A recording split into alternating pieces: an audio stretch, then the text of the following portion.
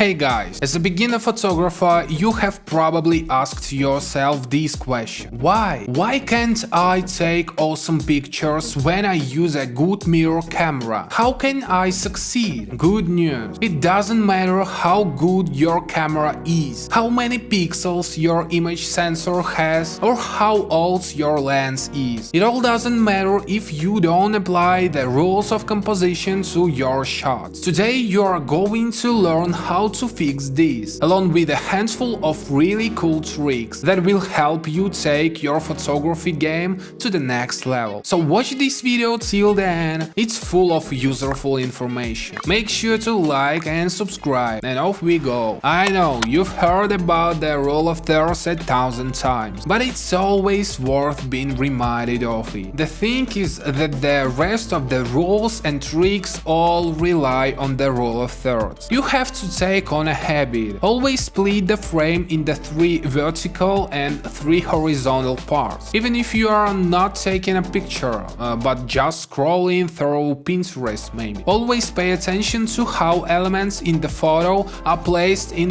regards to this rule. Do the same while watching movies. The same rule applies to videos as well. Stop looking at visual art as an amateur and start dissecting what you see like a pro. This way you'll become one. One more thing. All of us have heard of the rule of thirds, but very few of us know about the golden spiral, also known as the Fibonacci spiral. It is quite similar to the golden ratio, as you need to place your object at the center of said spiral. This approach will make your image clear and complete. The spiral isn't available on every device, but the thirds can even be activated on your smartphones. So if you are practicing the art of photography, use these overlays both on your camera and your phone. Since we are way past the age of black and white photos, working with colors is an important skill. You know about the color spectrum. It's a circle where all the colors are in a sequence. Your photos will improve if you use complementary or contrasting color. This trick is widely used in photos, promotional posters, and even user interfaces. Here is an example, a summer picture. The field has a yellow color while the sky is blue. Are those colors complementary? Sure. If you want to train yourself in understanding the color spectrum, use specialized online services. You can just pick the primary color and the service will come up with complementary options. Even if the sky in the picture isn't blue enough or is plain gray, you can easily fix it in post-production. I usually do it with PhotoWorks. This is an easy-to-use photo editor that doesn't take much space on your hard drive and doesn't smother you with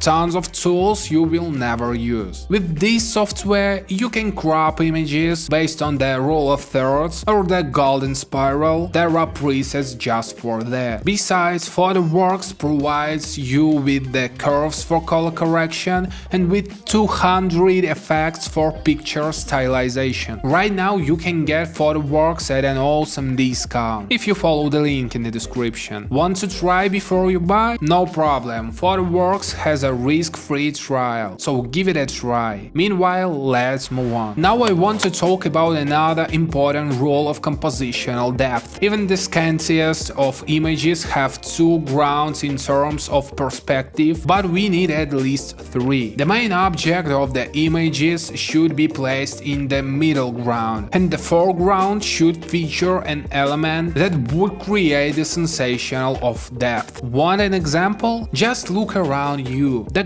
grass at your feet, little twigs, falling snow, flowers, all these things will work great as the foreground elements. There is also the aspect of closed or open composition, but we better keep it for another time. Now let's talk about other composition tricks. There is an easy yet surefire way to make your images interesting. It's called the rhythm. The rhythm in photography stands for a repeated element in the frame. A fence is the easiest example. The beams that repeat each other create this rhythm. Rhythmic photos are always cool to look at. Just think about how you use rhythm in your art. Building columns or stairs bring the rhythm into your frame. Just make sure to use it wisely. If you primarily shot portraits, here is another life hack for you. If the model's gaze is directed to the left, it would be better to make the picture open. There should be space in the direction of your model's gaze. So